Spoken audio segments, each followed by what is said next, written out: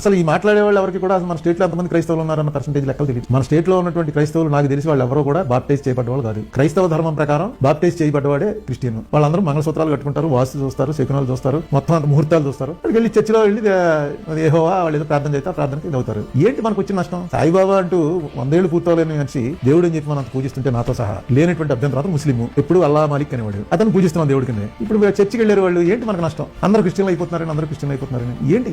క్రిస్టియన్లు అయిపోయి వీళ్ళు ఏమైనా వేరే దేశంతో కలిసి కుట్ర చేసి మన అమెరికా వీళ్ళు కలిసి మనం ఏమన్నా అంటే మనం అంటే ఎవరు అసలు మనకేమైనా అభ్యంతరం? మన మత గ్రంథాల్లో ఎక్కడైనా సరే ఒకటే దేవుడు, ఈ దేవుడినే పూజించాలని ఎక్కడ ఉందా? వాళ్ళకుంది, వాళ్ళకి అలా నమ్మితేనే వాడు ముస్లిం, ఇలా నమ్మితేనే వాడు క్రిస్టియన్. క్లియర్ గా రూల్ అది, మనకేం లేదు. నేను రేపు నుంచి రోజు చర్చికి వెళ్తానంటే చర్చి వాళ్ళు రాణిస్తారు లేదు నాకు తెలియదు, కానీ హిందూ వాళ్ళు ఎవరు కూడా వెళ్ళడానికి లేదు అనడానికి లేదు. ఎక్కడ చెప్పండి, ఎక్కడ వెళ్ళకూడదని ఎక్కడ ఉందో? ఇన్ని ఉన్నాయి మనకి, పురాణాలు ఉన్నాయి, ఇతిహాసాలు ఉన్నాయి, వేదాలు ఉన్నాయి, ఉపనిషత్తులు ఉన్నాయి, భగవద్గీత ఉంది. ఎక్కడైనా ఈ ఫలానా వాడు ఒక్కడనే పూజించాలి దేవుడు ఇతనే అని ఎక్కడైనా ఉందిదా? వేరే వాడిని పూజిస్తే డెఫినెట్ గా అది హరాం. అంటే మనకేమో అసలు జనాభా ఎంతమంది ఉన్నారో అంతమంది దేవుళ్ళు ఉన్నాం. నాకు నువ్వు ఏదైనా చిన్న ఉపకారం చేస్తే దేవుళ్ళు అటువంటి అంటారు. మనం కూడా ఇస్లాం రాజ్యం అక్కడ చేయి నరికేస్తారు, కన్ను పొడిచేస్తారు, ఆ రూల్ తీసుకొచ్చారు. ఆ రూల్ మనం కూడా తేవాలి, వాళ్ళు చేసినప్పుడు మనం ఎందుకు చేయకూడదు అని ఆలోచన ఏదైతుందో ఆలోచన తప్పు. స్వామి వివేకానంద చెప్పాడు క్లియర్ గా, ఏంటి పరమత సహనం అన్న మాట తప్పు అన్నాడు. సహనం ఏంటి? నువ్వెవడో సహించడానికి, నువ్వు ఏ రకంగా గ్రేట్ వాడికన్నా సహించడం అంటే వాడు తప్పని చేస్తున్నావు, నేను సహిస్తున్నాను అంతే కదా అర్థం. చాలా తప్పు అన్నాడు వివేకానంద. ఎందుకంటే అల్లా గొప్పవాడా, జీసస్ గొప్పవాడా వాళ్ళు తెలుసుకుంటాం, మనమంతా మన బతికెంత అన్నాడు ఆయన. మొత్తం ఉన్నాయి కంప్లీట్ వర్క్స్ ఆఫ్ వివేకానంద అని 8 బుక్లు, 8 కూడా 10 బుక్లు 12 బుక్లు తెలుగులోకి మార్చారు. చదవండి సరదా ఖాళీగా ఉన్నప్పుడు.